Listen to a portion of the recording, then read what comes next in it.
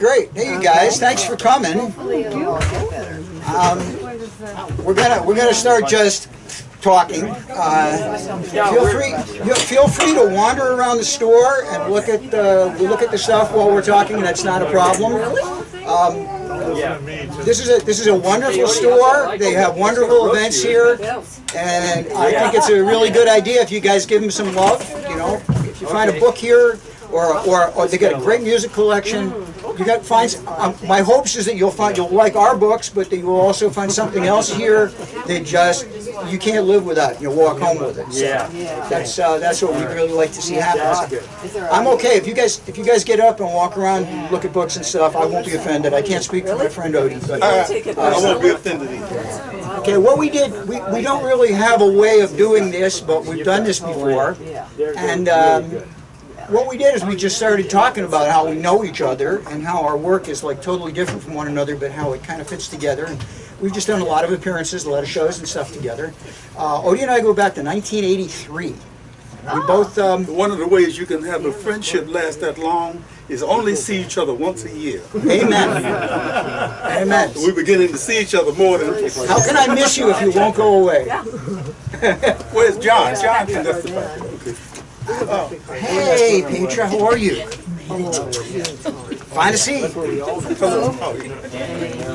Anyway, so Odie and I both worked for the same magazine in those days, and I was doing a lot of illustrations for them, and Odie was doing was writing a lot of articles for them, and the editors assigned me to do a piece that Odie had written on a Brazilian martial art called capoeira.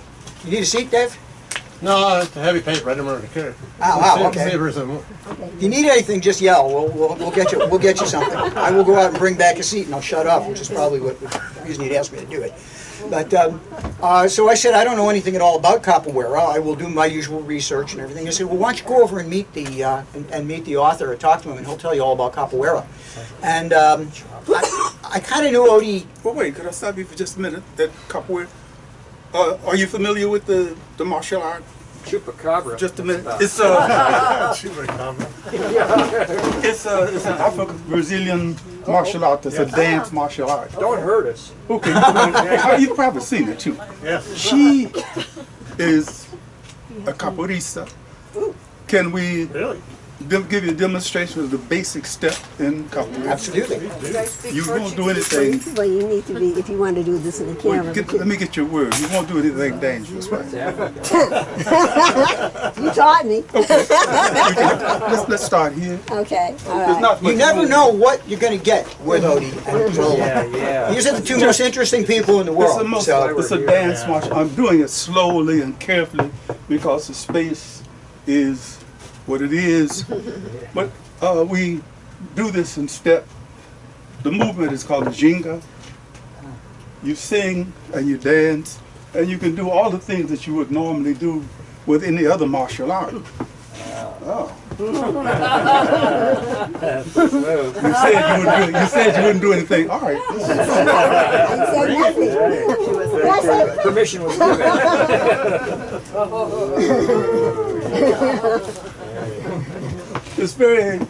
There's a word that fits this. It's called militia.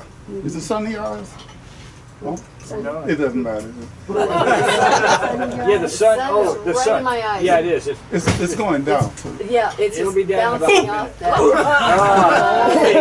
Anyway, it's still with militia, so that you do dirty things with a smile. Thank you so much. You might want to mention something else that I find is really fascinating. Is capoeira arose? It was a martial art, but it arose as a dance form. Yeah. Because they had to hide that it was a martial art. If you know the history of slavery in Brazil, for example, they imported people from the Congo who were practicing a martial art that they copied from the animals, from zebras and so forth and so on. In order to disguise what it looked like, what it really was, they had songs and they danced, and the Portuguese didn't know what was happening until it happened. So they're still going through that. And you're from Brazil? No, I'm from Chicago. Chicago. He lived in Brazil. You live in Brazil? Not yet. No? Not yet. Oh, okay. I'm in my 45th year of capoeira, and I'm on the down slope, you know. Oh, yeah. Yeah, oh yeah, yeah. No. Trust me. If you had to do some of the things that you would have to do, the AU, the somersault, all the rest of these things, I can't do those things. We only push U-Hauls. Well, you know, That's a long story, but yeah, we had to help Tony saved me. our sons push U-Hauls. I can save you. I don't know if I can save her. He's 82 years old. Yeah, no, but you do things up to a certain point, and then right now we've been doing Tai Chi for the last 15 years. So that satisfies the need to be active. Capoeira is too hard. You're right. But what we can do a little later on this afternoon is maybe introduce you to a few of the songs. And I'm going to, at some point, play a couple of rhythms to have you do Tai Chi by. Okay. You know, Right. usually Okay. Tai Chi, as you know, is done with some Chinese music in the background. We started thinking about what would happen if I put some Afro-Cuban rhythms behind it. Yes. Yeah, So yeah. we'll get to that. We'll get to that. Dr. Tony. So this was all stuff I had to learn in order to do this illustration about capoeira. That was very good. That was Yes, and they, so he said, well, why don't you go over and meet Odie? Well, at the time, I only knew Odie by reputation. And I was a little intimidated by him when I first met him.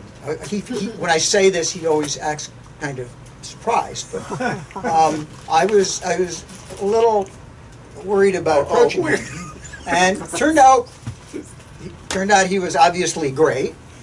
He taught me everything I could possibly need to know about capoeira, and I did what I thought was a very good double-page spread illustration.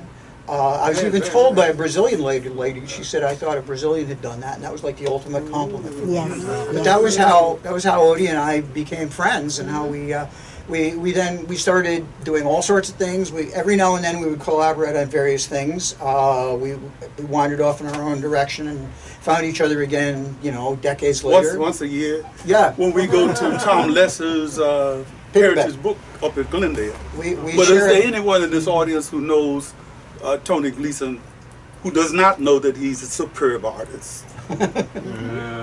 So let's give. And a great writer.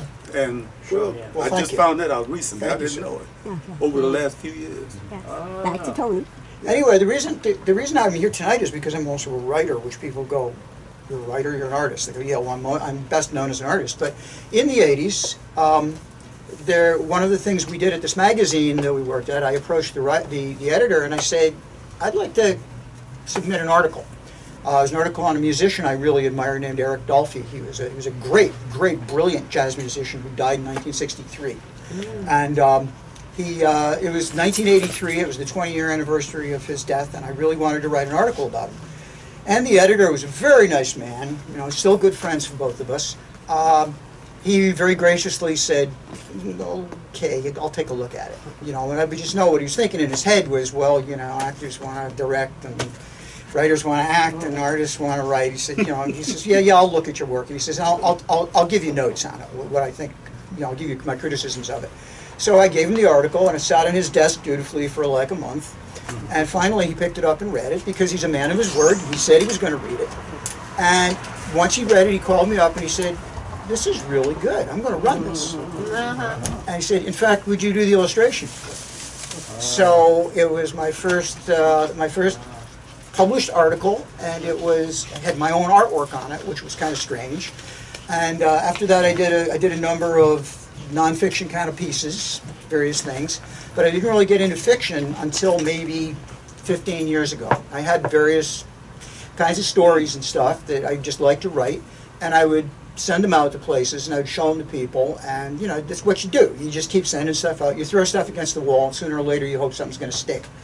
And there was a publisher in the UK who liked my first book, my first mystery, Night Music, and they published it.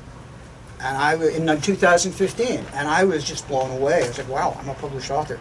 And one of the really cool things was you show your manuscripts to your loved ones, and it's a very common reaction. They go, well, people you know don't write. People out there write, you know. These are magicians who do writing. So they would put the manuscript aside and not read it. And then all of a sudden, when they heard it was published, they were like, oh, let me look at this. It was like I suddenly had this instant cred, you know. So they went on and they have now bought 8 more of mysteries in this series. 7 of them have been published. 2 more will be published later this year. And last year, a wonderful American publisher, Wildside, picked up the series in America, and they have started to print them here in the U.S. So the first 4 books in the series, which is called the Personal Crime Series, are now available in American editions. I have a contract to have 2 more published next year, and hopefully I'm going to stay with them because they're a really cool publisher. They're great. They do a great job on everything. The books are more available. They're cheaper.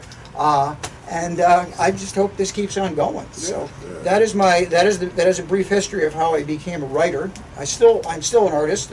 Odie will show you design half of his book covers. And, okay, I was about to point out. And it's just neither one of us wants to lie down and die just yet. We want to just keep going. And so what are you writing now? What am I writing right now? I just wrote a new personal crimes mystery, which I am hoping to get somebody interested in. Okay. I'll tell you just one thing really quick, and then I will relinquish the floor. I'll say it. The Personal Crime Series is a, I guess you call them procedurals. It's about a group of detectives in a fictional West Coast city, which I based on a real city, but I'm not going to tell you what it is. You are very welcome to buy the books, read them, and tell me if you know what the city is. The first book was about 8 murders committed in one night, and that's how I started it. I just said, what would happen if 8 people died in one night? And I actually drew out a map of the city, figured out where the deaths were, how they would be connected, how it would work out. The characters arose in order to deal with the investigation of the 8 deaths, and that was where my characters came from. And then they just took on a life of their own. And over the next few books, I feature different ones in different books. And they just sort of tell me what they're going to do and what they're like. And they're fleshing out. They're becoming real people, which is kind of scary. You know, I kind of feel like Dr. Frankenstein going, it's alive, it's alive. Because these things come off the page at me, and I'm like, where did this come from? This is perfect, they did this, but how did they know to do this? So it's kind of cool. I really like doing this kind of stuff. It's a very different kind of thing for me. My friend Odie here has written, what have you written, 37 books now? Yeah, so And counting. So this is not new to him. He can smile and laugh at my naivete and how wonderful all this is. But you know, he's been doing this a while, and he gets up in the middle of the night when his characters beckon, and he starts writing them and fleshing them out. So I love the fact that I'm with somebody who's done this a little longer than me. And where do you want to go from here with this? Tell them a little bit about you. Okay, let me start at this point. I had a dream last night. A friend of mine named Armando Perazza. As jazz fans, you all know him probably from listening to, oh, I'm sorry. the director says, Armando Perazza, I think, is first well known with George Shearing. Okay. Then later on, he played with Cal Jada for some years. And I think most people know him from his 17 years playing with Santana. Armando this has to do with writing, strangely enough, because... Who cares? Okay, well, I don't want to get drawn all out there. For many, many years, I was trying to play conga, and I picked on Armando as my teacher. And the way we could do it, because he was traveling with Cal Jada or with Santana all over, I would go to performances, San Francisco, the Lighthouse, wherever he was, and we would get together and he would show me some rhythm or explain something to me, and I would have to practice, so the next time I saw him, I would have to play it. And you know, that's intimidating when a master is sitting there saying, yo, okay, play it. Armando was hard of hearing, he died a few years ago, and he never talked to you farther away than this, with this heavy Cuban accent. So last night when he nudged me awake and said, you know,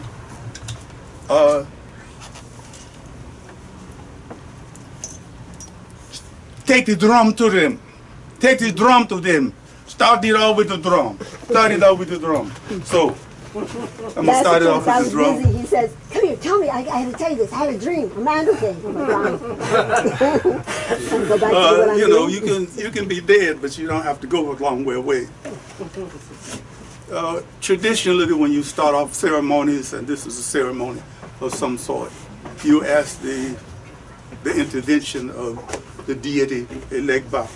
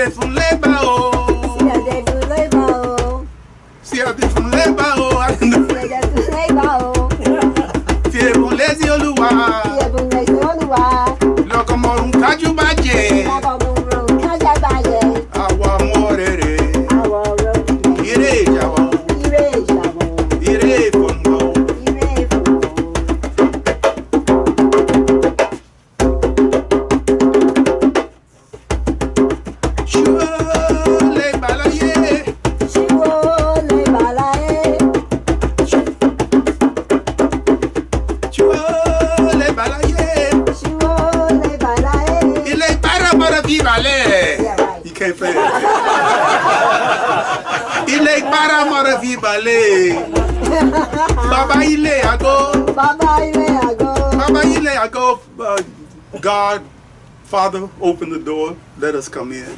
Baba ile, I go. Baba ile, I go. I go, I go. I go, I go. Now, the second part of it, which has nothing to do with writing directly, but it has something to do indirectly,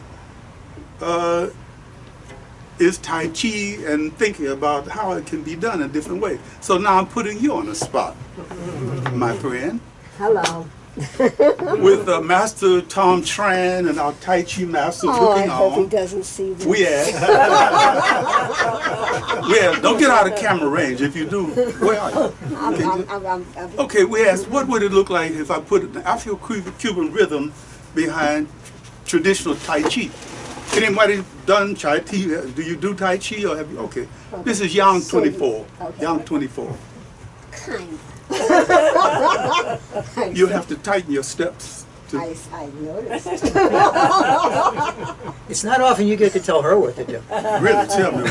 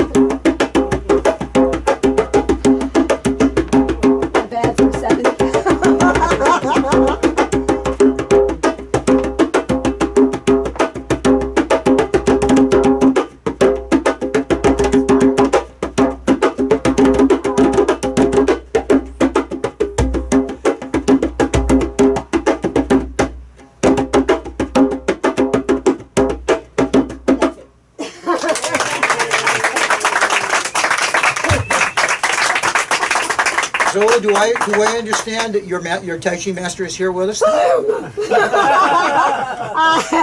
But he approves. Okay. Yeah, he thought it was, you know, like what That's pretty cool. what is that? That's He's a fantastic. Vietnamese who was kept in a cage for 6 or 7 years after the South Vietnamese lost the war.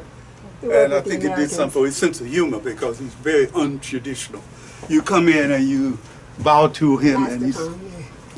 Yeah. You know, Yes, but I'm one of his favorite students, and you know he's used to walking up into my personal space and screaming at me if I don't do something right, and I can deal with it. So okay, I get a little leeway. Odie, let me throw something out to you. May I ask you a question, if I might, sir? The Pan-African occult genre. How would you define it? You say you invented it. How would you define it? Okay, I started writing when I was about 8, and I was trying to capture the... I'm coming. I was... Take your time. Mimba. I was going to the movies and I was watching, you know, Bela Lugosi and Frankenstein and the zombies and the werewolves and so forth and so on. So my people on one side are from Mississippi, the other side from Arkansas. There's the Cherokee Black connection from Mississippi and the Chickasaw Black from Arkansas. And there's no zombies or werewolves anywhere in that DNA mix. So I started thinking about it when I was writing about supernatural things, the occult. So what does the European occult have to do with me? Well, traveling around to different places, wherever I found a concentration of Africans, there was a different sense of what the occult was. In Jamaica, you've got duppies. In Brazil, you have macumba. Of course, in Haiti, voodoo. You could go to different places, macumba, obeah, and different other supernatural beliefs in these places that have nothing to do with the European notion of what the occult is. So I started writing stories, and one of them, for example, the photo here was taken by this very talented lady here, Zola Salena. We have a friend named Rashid Bahati, who does imports of foreign movies. And Zola told him one afternoon, we were over at Long Beach standing next to a tree, Bahati, take off your shirt and stand over there. So we wound up with an iconic photo. I would read you a line from the book dedicated to the African Tarzan, by way of explaining what I'm saying. I'm thinking Tarzan couldn't be Johnny Weissmuller, not the Tarzan I'm supposed to know. So I wound up with the Snake Doctor and Bahati. He loved his cover. It means going into different areas of the human experience. I mean, since you know we all came out of Africa anyway, I'm sure that if anybody in this room were to dig in deep enough, you'd find your African in you. And you might buy a book about what your occult is really about. Not Frankenstein, not Bela Lugosi or any of those other people, but somebody else. Oh, excuse me, before I go on to anything else, did I mention that Tony has done several book covers for me? I'd like to show you. You mentioned it. I mentioned it better. This is better. I prefer you mention it. Yeah. Okay. I only have 3 of the covers here. I'm not a bullfight fan, but I became interested in bullfighting about 50 years ago because there was a man in Chicago who worked in the kitchen who looked like Cantinflas, the Mexican comedian. And we used to talk about the bullfight. I didn't know anything about it, so you become interested and then you do your research. And over a 50-year period, it took 50 years to write the first book. And I wanted to make it a kind of, what do you call it? It's Obama in a bullfight suit. He gets knocked down, gored a bit, gets back up, knocked down, gored a bit, and so forth and so on. Tony, did you see the bullfight when you did this? You provided me with quite a bit of other than, I mean, a live bullfight is one thing. Never been to a live bullfight. Yeah, it can be really heartbreaking, disastrous. But he did the cover photo for it. The book was read by an authentic matador named Diego Obolja, an Irishman from Arizona. He had taken the Alternativa. He was an initiated bullfighter. The guy had a couple of cataract operations, and he said to me, he got the book, he read it, it improved his eyesight. He made a suggestion. Isn't that something? He made a suggestion that I should really enlarge the book. So I wound up being held captive for about 2 years. Right, in the phone book. But it's not so much also about bullfighting, as you said. It's about a man, you know, if you have a dream and follow your dream, like the young man, the main character, he wants to be a bullfighter. He's in Chicago. His father would like him to be part of his business. And he's like, no, Dad, I really want to be a bullfighter. And, you know, and so he ends up doing what he can to follow your dream. Okay, and he came around. Daddy, after all, did know something. Well, before that happens, he winds up going to Mexico and being victimized by a member of the Mexican cartel because they do a lot of stuff. This one, you were talking about the Pan-African occult. In Yoruba, the Yoruba mythology, we have a belief that people don't die, they just simply transition into other forms. This figure is called an egungun, and when you see egungun figures, you never see their faces or anything. They are ancestors from somewhere or other, and in this case, the story is about a pimp.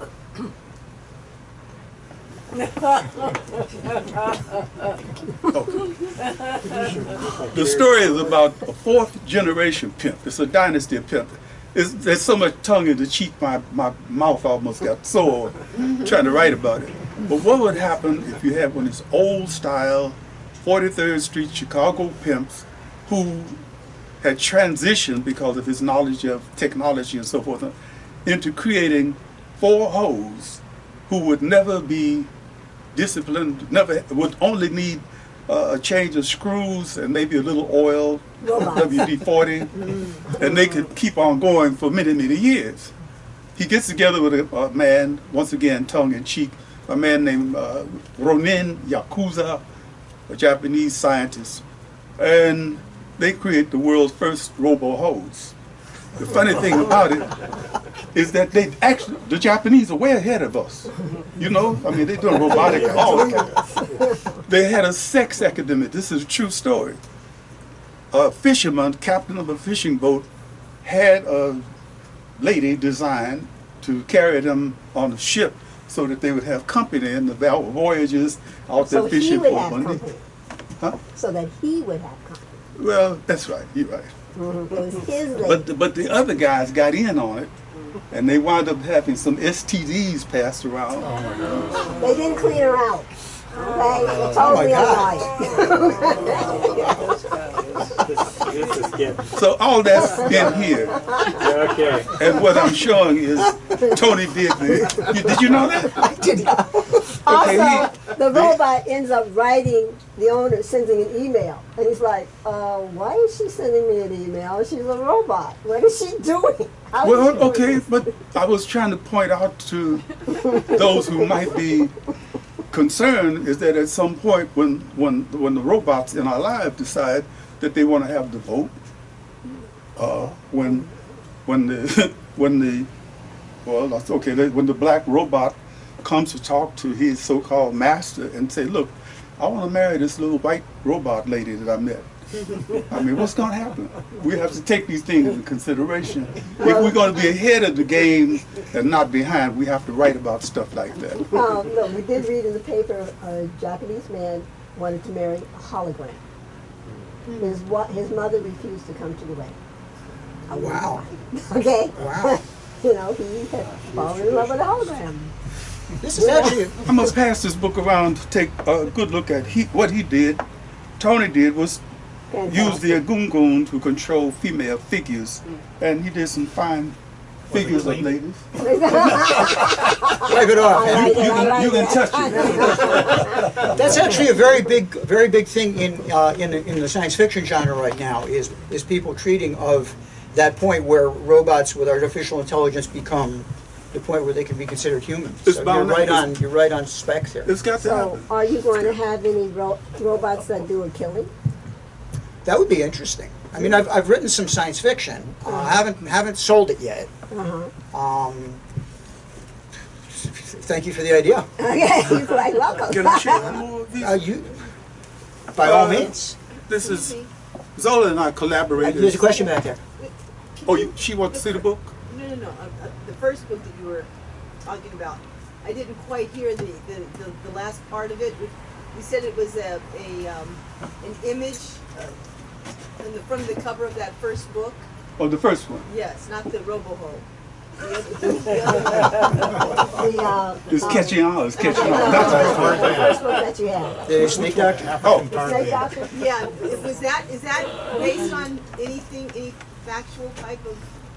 I think so. He weaves history into it, and sometimes I have to remind myself, these people aren't real. Oh, wait. No. Okay. Am I in? Yes, Right. please. Well, I went to Ghana in just a 1992. little bit further And over there. Just a little I went bit. on a 30-day visa and wound up spending 3 years writing and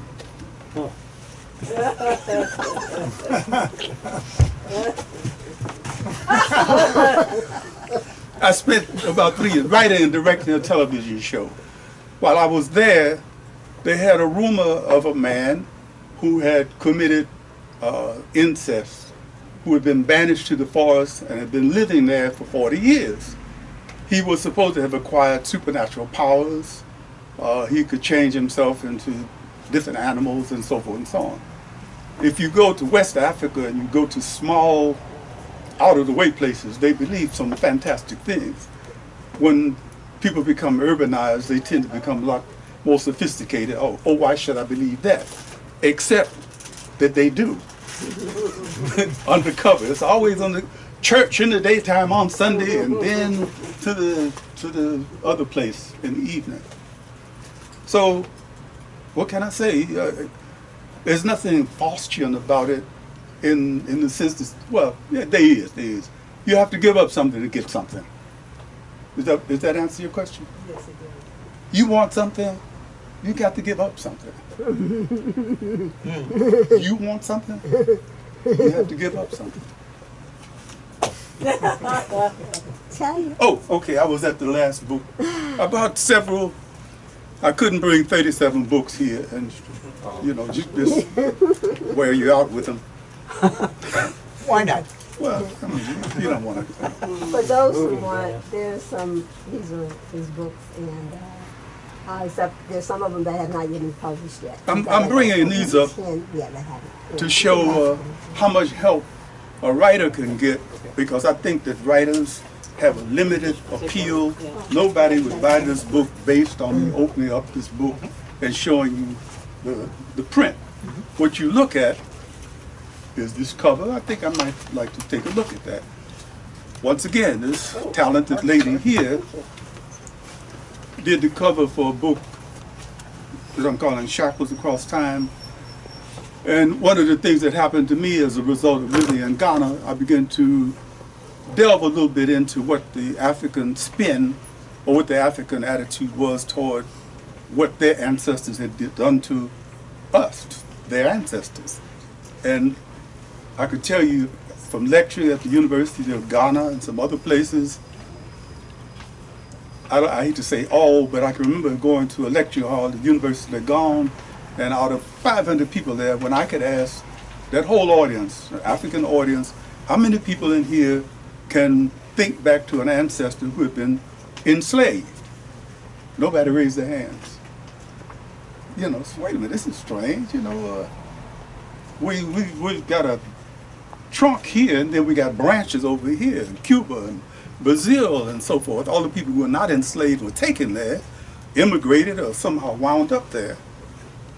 They didn't want to deal with that, so I decided to write a book about what happened when some people from a village were enslaved, and one of the doctors within the group cast a curse on the people who had enslaved his people. And the curse lasts for 3 or 4 centuries after the slave traders' relatives have been enslaved themselves and taken away to Cuba and Brazil and so forth. So it's kind of involved. Yes. Most of your stuff is involved.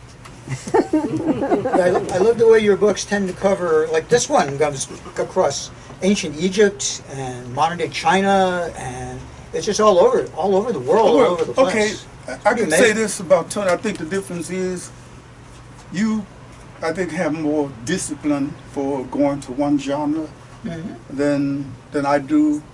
I've written some detective stories, but they're not as satisfying to me as delving into something. Anybody in here had acupuncture at any point? Okay, the first time I had acupuncture, I had my back hurt doing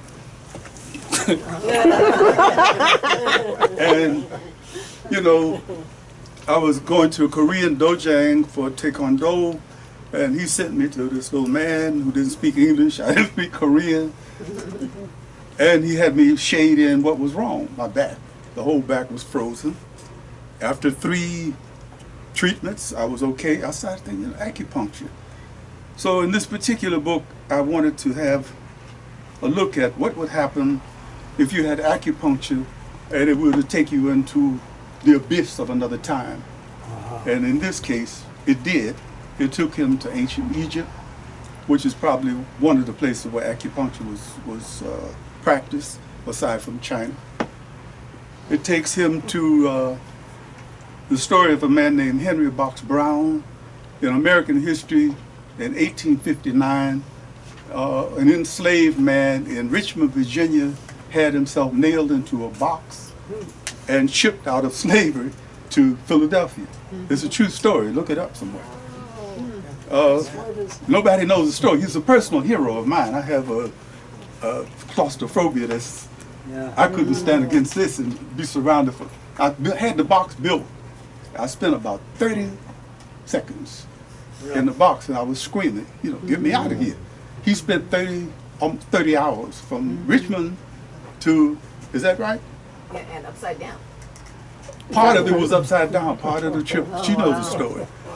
But You got to put that sign up this side. as it was, He did have it. He had the side, but you know. however they were shipping his box, he went from horse cart to crossing the Potomac, and at one point he was turned upside down. He was on a railway car for a while.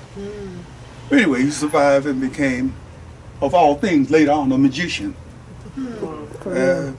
Finally, the lady who did it for me is a Korean artist named Sun Hee Hong, one of Zola's Tai Chi friends. And we wind up with the Yoruba Elekes.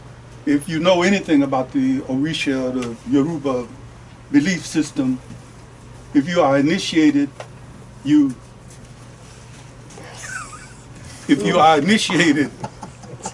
get certain different colored beads that indicate that you are connected to certain of the deities.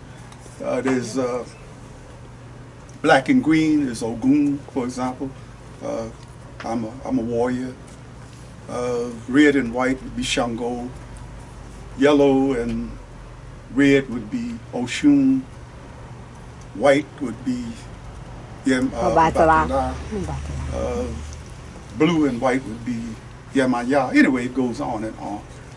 So, consequently, you have a little history. You kind of did a review of how you go to the Pan-African occult. How do you go into it? I mean, is that from all your readings and what have you, it kind of took you down that path? I think I was born Weird. in that. I I mean- mean, I'm coming from, I didn't say that. yeah, I mean, I'm coming from a family that was very, very smart people, but basically illiterate. Growing up on the West. Anybody here from Chicago? Okay, we look about the same age. except that you look much younger than I do. 82. The guy who lived in, the people that I'm thinking about who lived in this basement on the west side of Chicago when it was the old west side, were living under difficult circumstances. They had immigrated from the south. They were at the bottom of every ladder you can think of. And if you lived in Chicago in the time frame I'm talking about, it was incredibly segregated. You had the Italians lived over here, we fought. The Poles lived over there, the Lithuanians, Estonians, Latvians, Germans, Czechs, and everybody had a little conclave. Can I hear an amen? So, you know, we got to know each other by virtue of being at war with each other, you know. And where did you grow up, And Tony? it's still that way. Where did you grow up? If I did grow up. Well, growing up is not important, but I was born in upstate New York. I Ah. lived there for most of my early life. I spent some time in Washington, D.C. I came out here to go to Art Center. I went to New York to work, which is where I met my wife, Annie. Who wishes she could be here tonight? Hi to all you guys. Yeah. She's working. And then I talked her into moving back out here. So a which is good. little bit all over the place. And you just got an award for something, a float or something? I wasn't an award. My friend Ted here was tabbed to do the design for the Rose Parade float for the city of La Cañada Flintridge. Wow. And he brought me into the creative team. There are three of us who are all Art Center guys. I've done the least amount of work of anything. Basically, he showed up at my front door. And he said, he and I have worked together for 40 years. Yeah. Yeah, Wow. and he brings me in on all kinds of amazing, he gets some great projects. He's worked in film, TV, advertising, all sorts of things. And he brings me in to work on really cool projects, and I am always amazed because he asks me to do things that I know he can do quite well himself. But he says, no, That's you're called much better at this. So friendship. he's actually the guy who introduced me into film storyboarding. He's the guy who originally got me the first jobs I got in doing that, which was a real interesting kind of side to get into. Film He sent me- storyboarding. What's Well, I'll tell you the story. One day he called me up and he says, can you take this job for me? I can't do it. And I said, what is it? He said, you got to storyboard a commercial. And I was like, I've never done that in my life. He says, oh, just go in and do it. They don't know that. So, I mean, this is why I love working with Ted. Okay, for those who are so uninformed, tell me what's storyboarding? Oh, a storyboard. What a storyboard. By the way, I've completely gotten off of your original question, That's which okay. is the way I like to roll. Okay, right. But which I will come back to, all I of us promise. kids do that, but okay. A storyboard We're is experts at a this. storyboard Experts. is like a comic book kind of that's done originally under the director's direction that gives all the views of what scenes are going to look like in a movie, a television show, a commercial. And basically it's used, the cinematographer uses it for camera angles, the director uses it for a lot of his directions. It's basically a visual guide to walk the people through the production of the movie or the TV show or whatever. So he sent me over, and I'm here in this soundstage sitting next to this major guy who has done all kinds of wonderful award-winning commercials. And he's there, he's casting a new commercial here, watching a bunch of actors, while he is having me storyboard out a different commercial that's going to be run. Oh my goodness. And I'm sitting there on the ground next to him with a pad of paper and a pencil, and I'm just drawing as fast as I can. And he's going, okay, he's an English guy. He goes, let me see what you got. And he takes it, he says, this is brilliant.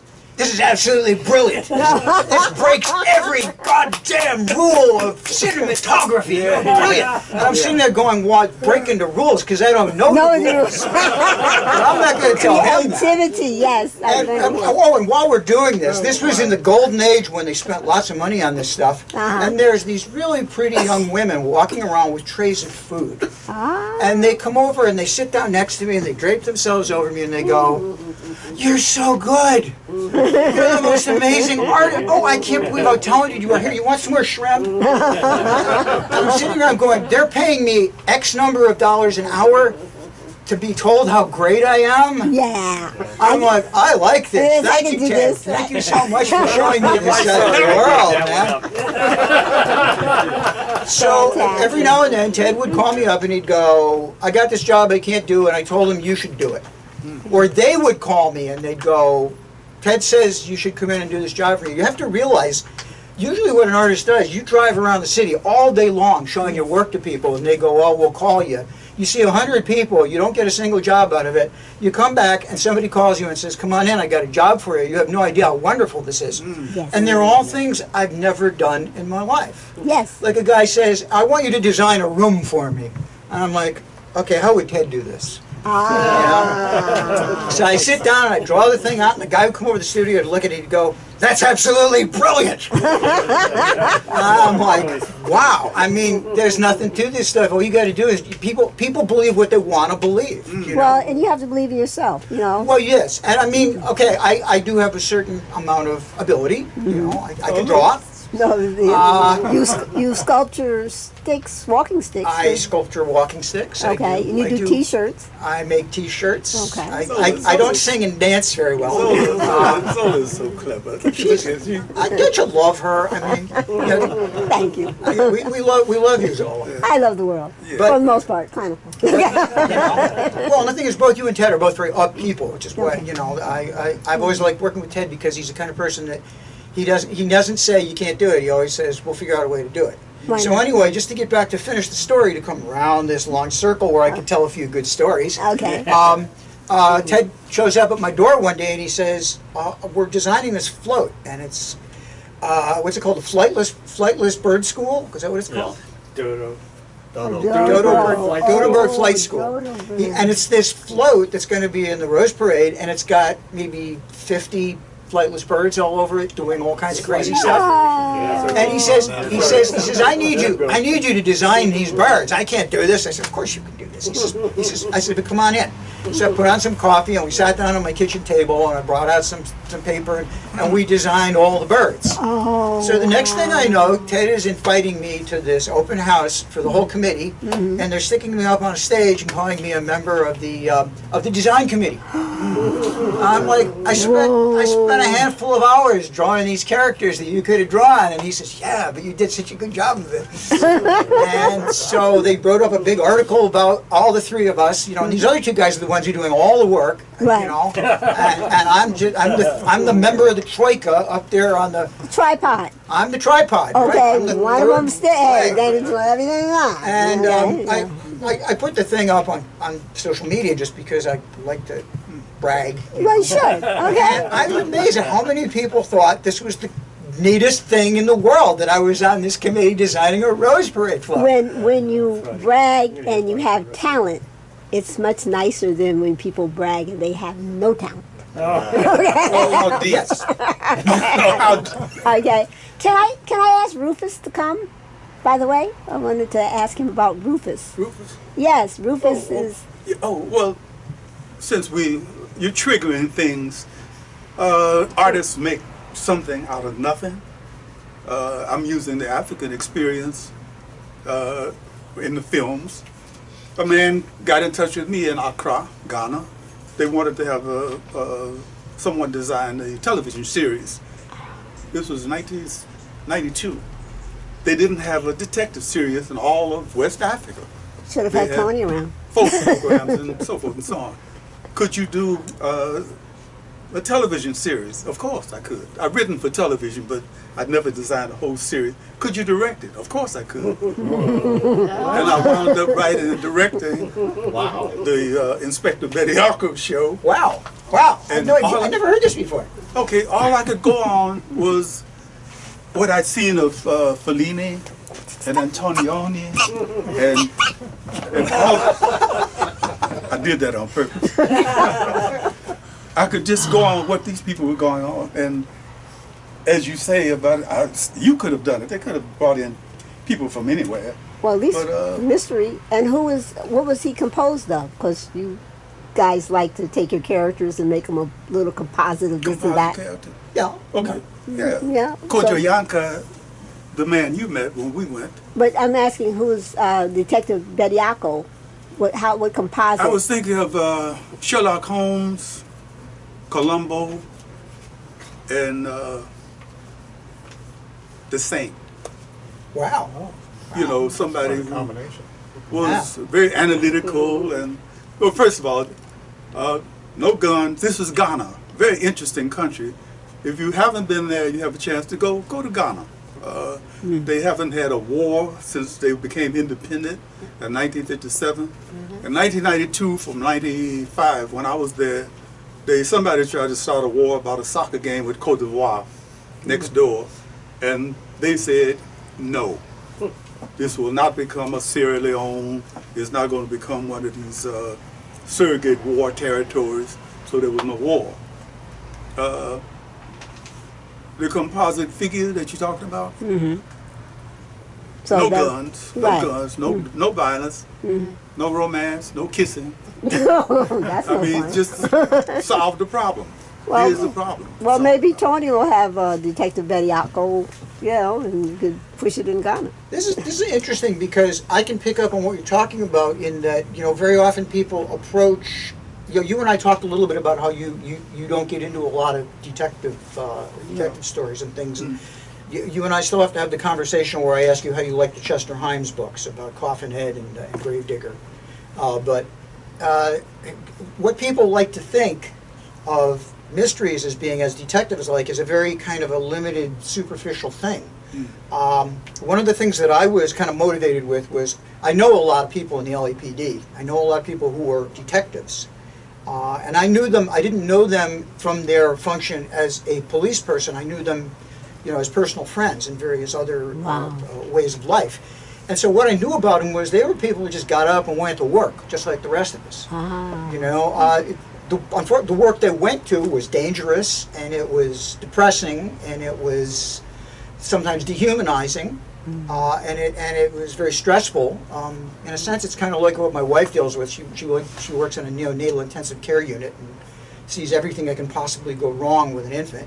You know, and I kind of made that connection between her and the cops I knew, that they're people who go off to do this really kind of, they deal with this unspeakable kind of tragedy all day long, but in the end they come home at night and they're people. You know, and that was kind of what I wanted to get at in the books I was writing, and I think that's what I get from what you were talking about is, what's more important is they're just people going in and doing their job. They're just good professionals. They had learned a way to deal. You know, what a good detective has to do is has to analyze, has to notice things, has to pick up on small clues. And that to me was the most important thing. That's why I like procedurals, is because you're dealing with, how would this person deal with, there's this happened here, and this happened here, and this happened here. How do you put them together? You know, how do you lead from here to here? And hopefully you take the reader with you, you know. Well, I mean, you know, I think it's hard for you to spend your whole day going around with a frown on your face with your fists balled up. I mean, you know, you have to make light of some things. I'm sure in your books there are times when, no matter how stressful the circumstances are, there's humor coming through. Definitely. I can depend on Definitely. that. You know, so I'm a little bit leery of people who write serious books that are too serious. If I want to read a real serious book, I'll pick up the dictionary. You know, go from word to word, and each word is serious. I'm sorry, I interrupted you. No, well, right now it's very trendy to be dark and murky and noir. I mean, comic books are dark and murky, and you know, Good point. and crime novels are, everybody is just miserable, down in the muck, and there's enough of that in the reality of it. You don't need to add to it. I think I don't find a necessity to be trendy and to try to have everybody be like an anti-hero and dark and everything. I want them to be normal people dealing with abnormal situations. Yeah. You know, and my own feelings. I mean, you've got the writers you harken back to. I know that. The writers I harken back to when I write these books are a guy named Evan Hunter, who wrote under the name of Ed McBain, and he wrote an entire series of books called The 87th Precinct, which were absolutely wonderful. Just books of humanity and good storytelling and good characters. He wrote 55 of them, and he's unfortunately considered to be old-fashioned now. Wow. Nobody, you go to a bookstore, you won't find many of his books, and it's a shame because they're just incredible. It's an incredible classroom on how to sustain a set of characters in a world for 50 years. And the other guy I really like is Donald Westlake, who has an amazing sense of humor. He can write the darkest things or the funniest things, but at the end he's got you laughing. He's got you falling off your seat laughing because he can find the absurdity in everything that goes on. And some of the funniest books I've ever read were Donald Westlake. And those are the people I look to for my own, my own inspiration in writing. I know you've got your own. I think of the Japanese writer. I can't think of his name right now, but he has written about situations that would seem very, very awful. One of the stories that comes to my mind is of 6 or 7 old men in a village who go to a house to drink sake every evening, and they rent a girl. They rent a girl. They bring a young woman out who's been drugged. She's nude. And they are told, don't do anything obscene like kiss the back of her neck. These are Japanese, remember. Don't do anything. Just look and drink your sake. On one occasion, they bring a beautiful girl. They drink this sake, and the men get up and leave, and this one old man feels something about her. She doesn't move. And finally the mama-san comes and they take her out. And he comes back to the house the next day, the following day. Said, where's O'Kane, whatever her name was? Nobody wants to tell him that she died. And from that point on in the rest of his life, he feels a sense of grief and remorse of what maybe it could have been. He begins to relive his life as a young man who had unfulfilled desires and so forth, and it's kind of funny. Now, if you can take some humor out of that, all I would suggest you have to read the story, but it's dark and underneath there, but a lot of the there's nothing Japanese grim. movies that we watch are kind of on the dark Well, side. I like Nikos Kazantzakis, and that doesn't mean no exorbitant Greek. I like James Baldwin very much, very much, and Wright and some of my, I guess you call them my ancestors. I got you. The current people who are writing. Who would you look at? I like David Mitchell very much. What's the famous one he just wrote? They made a movie out of it. Atlas. Cloud Atlas, thank you. Yeah. For some reason, I get a mental block on that book. We all do. Terrific writer. Written some kind of fantasy element stuff that's very good. I like Michael Chabon very much. I really like Umberto Eco. Okay. Yeah, heavy stuff, but I love it. Just a really, really fun writer. I like Kate Atkinson, who she basically writes mysteries, but you will never find her in the mystery section. You will always find her in the literary section because she's just a magnificent writer. I like a fantasy writer named Scarlett Thomas, who's just a brilliant writer. I can go on and on. That's a few of the people I like.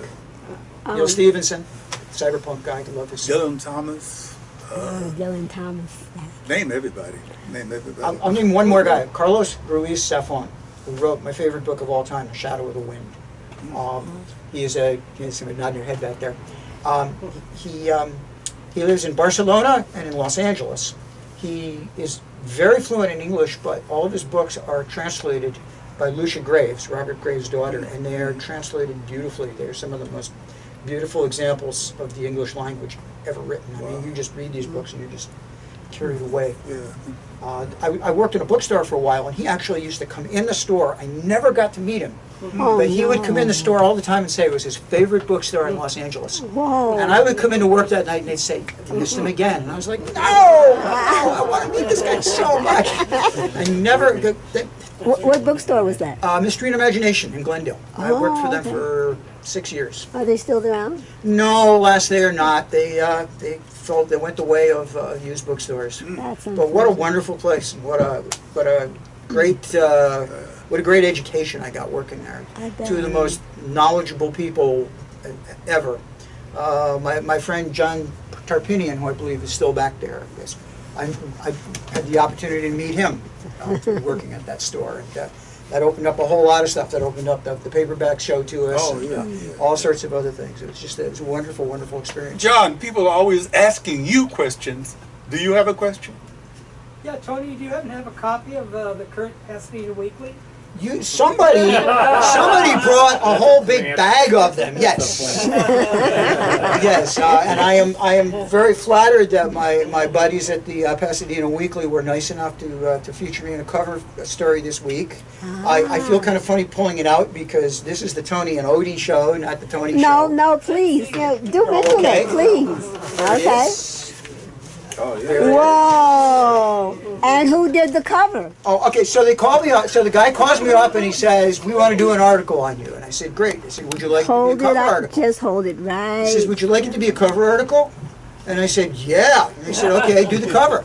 Ah, nice. Now, my buddy Tim here, who is a terrific photographer, came over and took a bunch of photos of me, which I am very upset. They ran them in here and they did not credit him when I specifically asked them to. Okay. I'm sure it was an oversight on their point because they are consummate professionals and really nice people, Yeah. and they wouldn't have done it on purpose. Okay. But we looked at the picture he took of me that was supposed to be on the cover and we said, I think maybe we should turn this into a drawing instead of a photo. So I turned it into a drawing and sent it in, and And how long did it take you to do that? a day. Yes. Okay. And something else you haven't mentioned. To be honest with you, it took me 40 years to do this. Okay. I love that. Something else you didn't mention is your dinosaurs, for those who have Facebook. He draws the nicest dinosaurs. Yes, I have a large presence on social media. One of the things I do is I have something I call the Sunday morning sketchbook, which there's a place I go every Sunday morning, and that's usually when I do the drawings in it, although it's not the only time or place I do them. But then what I do is I scan them when I get home, and I put one a day up on social media. And they've actually taken on a kind of a fun following. They certainly have. At the last, I love to tell this story because it's a great ego boost for me. God knows I need an ego boost. No. But Odie and I have a table every year, and this woman came over and she said, "That sketchbook, is that yes, the I saw Sunday that. morning For sketchbook?" real. She And did. I said, "Yeah, it is." She says, "That's the sketchbook?" She was like, Moses, I bet And I was like, "Yeah." And they said, "Could I see it?" And I said, "Sure, of course." And she was like, "I remember when this one was posted. I remember." Fascinating. Yeah, it was like she was looking through the Dead Sea Scrolls. I know. or She something. was, I mean, such her heart. I mean, I thought she was going to cry. Okay. You were there. You're Yeah, a witness. right. I'm I not was making witness. this up. This This is the actually truth. happened. This is the truth, And right. I was just so overwhelmed that, I mean, everybody makes fun of how Facebook and Instagram and all this stuff is like ruining America and ruining the world and everything. But one of the things it's done is it's made people like us known to other people. I mean, people come up to me, I assume they do you too, at like the show, and they go, "I know you." People never used to do that. Now people come up to me and they know who I am, they know my work, they give me this kind of different level of respect than they used to. How many people do you know can make dinosaurs smile? Not Or at all have afraid of dinosaurs with twinkles in their eyes? They certainly, yes, definitely. Anyway, if any of you are on Facebook and you want to friend me, you can see the Sunday morning sketchbook every day, and you don't have to pay any attention to the other blather that I post, or pictures of my cats, And since I've always been a fan, I haven't told you this ever, I've always been a fan of mysteries, like Nancy Drew, mysteries, okay, you never knows, okay, dating myself, okay, but that is one of the reasons why I'm glad you're going to be at the event in August, because I think it would be great for Sally Shore to meet you, I would an like to meet her. up-and-coming I would very much like to meet her. mystery writer. Okay, Okay. and it's an event at Okay, one of the One Hope's up and coming. what she's referring to is what do they call themselves? It's a Federal. fiction of Fiction. L.A. A lady named Sally Shore has been offering this for 20-some years now. Yeah, this And, year, this they- month, this coming month is only for alumni, but usually it's for new writers. So she's looking for new writers. But this month, in August, it'll be only for the alumni. It can be a little controversial. The story that I picked to write about, you're supposed to refer to things that happen in L.A. And I decided to pick the story of some people who lived on 4th and San Julian downtown at Skid Row. I know some of these people. We know some of these people. And rather than just simply refer to the sanitized L.A. that we all acquainted with, I decided to pick Skid Row. And the story is of two people who decide to make some money by renting out this mattress that they Found the foundation, beginning. Why are they downtown? Shores. Why are they downtown? How did they get downtown? That's a long story. But They fell out of the cracks. they fell through the cracks. Okay, they lost their Like job. anybody in this room, you could fall through the cracks. So that's what happened to them. They had nice jobs, and the health insurance failed. She had breast cancer. He had something happen to him, and they wound up in a tent on 4th Avenue. And St. They Julian. rent the mattress in order to make some money, in order to get off Skid Row. And the subject matter seemed just a wee bit too risque for the group that Sally is with. And I thought we might have problems about it because I was not going to change it just to suit some people who felt that they shouldn't consider 4th and San Julian part of Los Angeles. It is a part of Los Angeles. You know, as we know, there used to be a time when homeless people and mentally ill people were just a little percentage of the city, a small bit, not a percentage of every city. I mean, in LA, there's how many thousand people who are homeless? So they Yeah. saw the error of their ways, and because I was about to misbehave badly, and we'll be reading that story. How many people are reading at that event? I don't know right now. I think there's 6. We meet on the 20th. 6. I think there's 6. We meet for a run through. Do you have any information on that, Zola, in case anybody's interested in that? Ooh. I can give you Odie's card and Okay. either you write. If anybody's interested, this sounds like a very interesting event. It's in Santa Monica next month, and it'll be several writers reading their material. It couldn't be very many. I don't think. Anniversary. So ask Zola, after we, Yeah. after Okay, we're and finished here, if you're I'll give you interested, the because it information sounds now pretty as soon as interesting. you get it, Okay. Yeah. All right. Have we worn these people out yet? I you think think? you have. I think so. Yeah, I think it's I about would like that to say time. one thing. Rich has some amazing events here. I have been to some of the literary events. I have yet to come. The musical events he has here sound absolutely amazing. I have not been able to come to any of them yet, but I really, really recommend to any of you, if anything you've seen here tonight interests you, get on his mailing list, because the music stuff he has here sounds incredible. I think Vinnie Golia is here this week. Just really people. Some of them are named people, some of them are not, but they're all like really just interesting, off the beaten path musicians. And he's got there's a group that meets here every month, and they have writers reading their work. And I came here thinking it was going to be a bore, and there were two of the most dynamic women I've ever heard in my life, and a room full of the most interesting people that I've ever met in my life. And I was just so glad I came to it. So I really recommend, if any of this stuff interests you, you find out some more about it, maybe come and patronize some of the events. And again, please give the store some love. He provides this venue very unselfishly for all sorts of cool stuff. And if you find some book or a piece of music or something that just jumps off the shelf at you, he would be delighted to sell it to you. And we would be delighted to sell you our books and sign them as personally or as unpersonally as you'd like. Okay. Zola, can I get you to help me with that? Oh, Thank yes, you. I will. Thank Okay. you, guys. Oh, one second. Did everybody fill out a raffle ticket? Everybody got their raffle ticket. What does she graph thing? Gift certificate for the store. and a Starbucks card, didn't which know I that. got. Doing, Oh, I see. okay, It sounds so entrepreneurial at times. She's shocked me because I never know quite what she's doing. That's the I never would have thought of that. No, but First this thing, is the way your I think Starbucks to card. do it. Whenever you start feeling like you're in a nice groove, lay it out. But you did, oh, you didn't put it in? Yeah, I mean, we both have so many things we can talk about, and they don't care. They're a captive audience, they gotta listen to this. Would anybody like to play the conga with me? No, but I'll help you put it in. Oh, okay, thank you. All right, okay, all right, let's see here. That is such a beautiful song. Wow, that's incredible.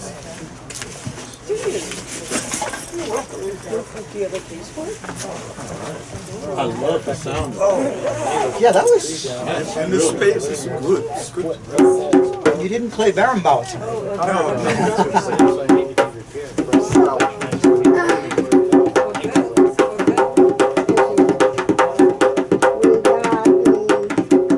Jim, Jim? Okay. Ah, okay.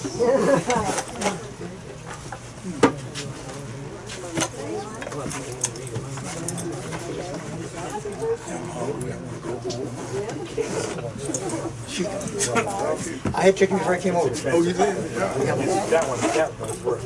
Do we have winners? Yes, Jim? One. Okay, and let's see here. Turn it upside down, Never anything like this. Goes in organic. Oh, so are you still rolling? Yes. Said nobody's gonna play. Is this one sofa? The name is.